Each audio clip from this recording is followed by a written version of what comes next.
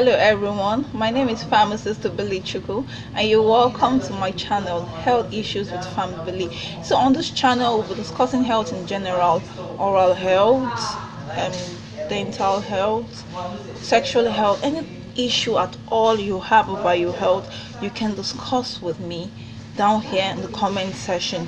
So this is my first episode, and on this episode we'll be discussing myths about medications. Now when I say myth, I mean myths, myths about medications. Now what's the myth?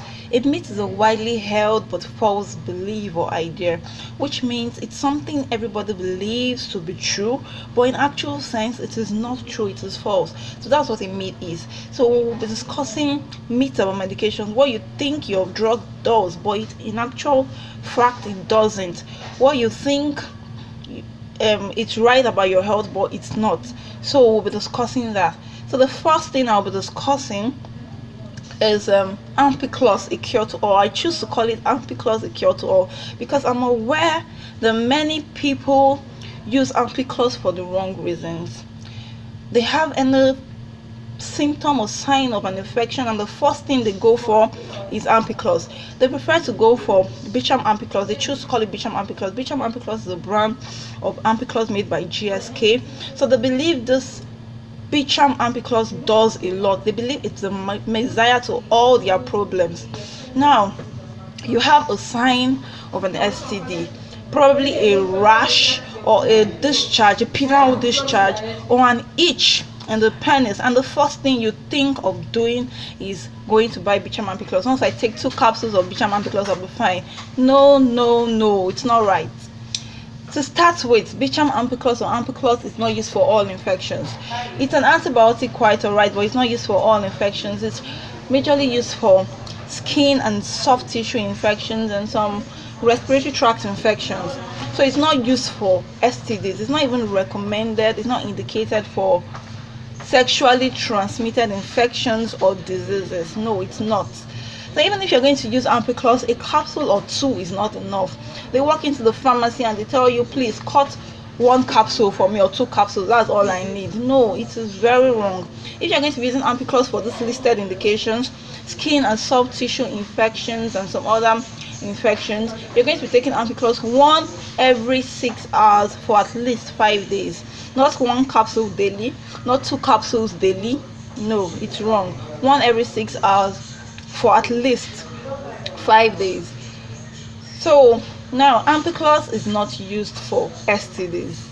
Ampiclox is not used for just any rash. You find a rash, you observe a rash on any part of your body, and the next thing is you're going for Ampiclox. Oh, I'm sure Ampiclox will cure it. Now rashes could be viral, it could be fungal, it could be bacterial. If it's bacterial, yes, Ampiclox will do. But what if it's fungal or viral? Ampiclox won't. So when you observe things like that, see your medical practitioner or see your doctor. Let him do a thorough observation and give you the drugs you need. So it's a myth that Ampiclox cures STDs and cures all sorts of infections. It's a big myth. It's not true. So secondly, I'll be talking about weird means of contraception.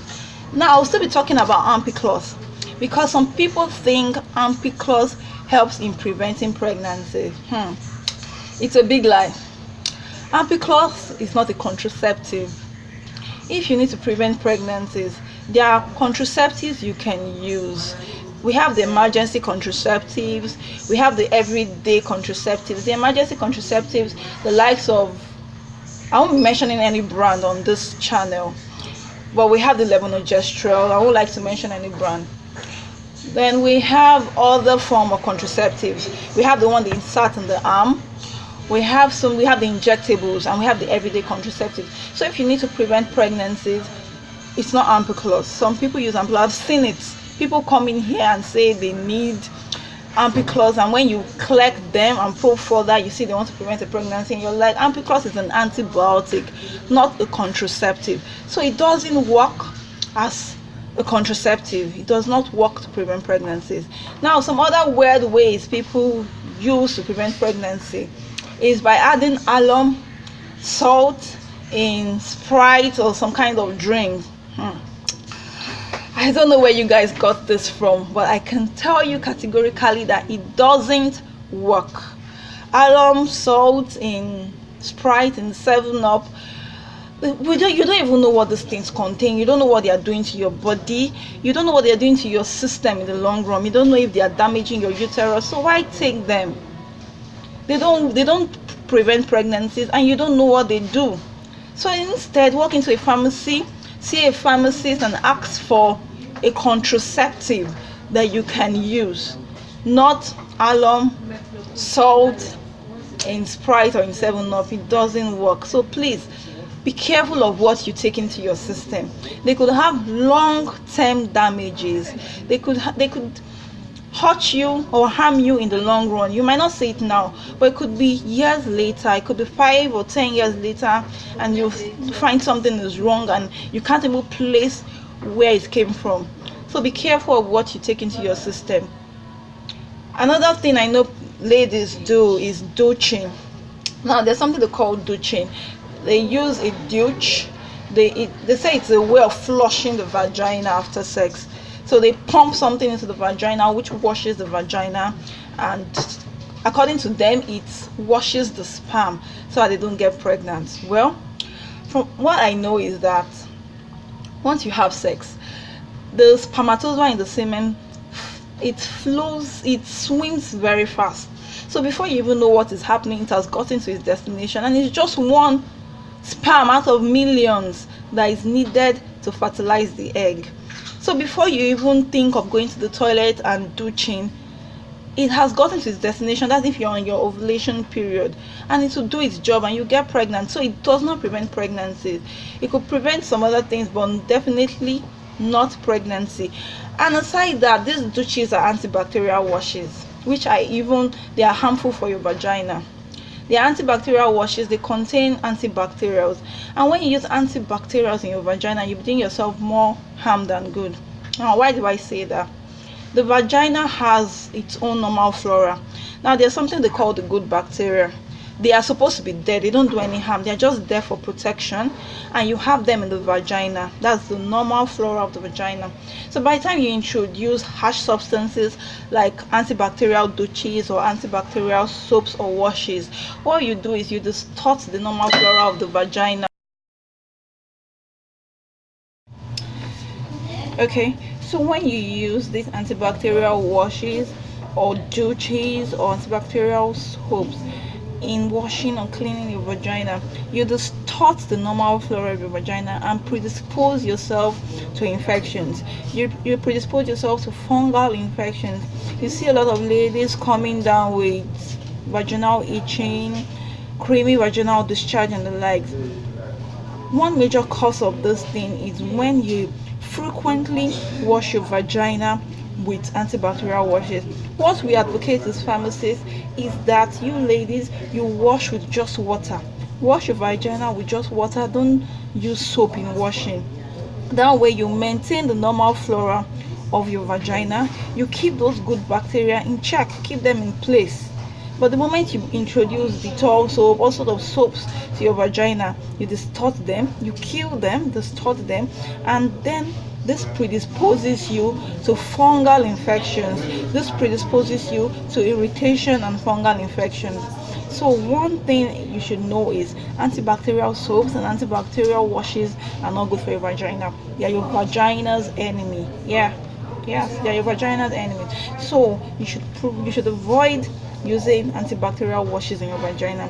Just use water in washing. Trust me, you'll be fine. Don't use soap. So another way I know people prevent pregnancy is by using andrew liver salt. Andrew liver salt is an antacid. It's for stomach upset. It's for indigestion, bloating, and the likes. So I really don't understand the mechanism of action behind it preventing pregnancy. Well, this is another word way of contraception. It doesn't work. It's a myth that it works. So if you've been using it to prevent pregnancies and you've not been getting pregnant, luck has just been on your side. Probably you've not been ovulating or something, but luck has been on your side. It's not the andrew liver salt that has been preventing the pregnancy. Now I know another thing people say they use ampiclox in preventing pregnancy. Ampiclox, I've not said that before. I've said it. Okay, I'm caught. Okay, so these are the ways I know people prevent pregnancies, but it's not. Yeah, okay. So these are the ways I know people prevent pregnancy, and I know they are not right. So if you have some other ways you know people have been preventing pregnancies, or you yourself have been preventing pregnancies, you can share with me in the comment section below. So that will be all for now on myths about medications part 1. I'll be coming back with some other myths in my next video. So if you enjoyed this video, please like, give it a thumbs up, share and subscribe. Thanks for watching. See you in my next video.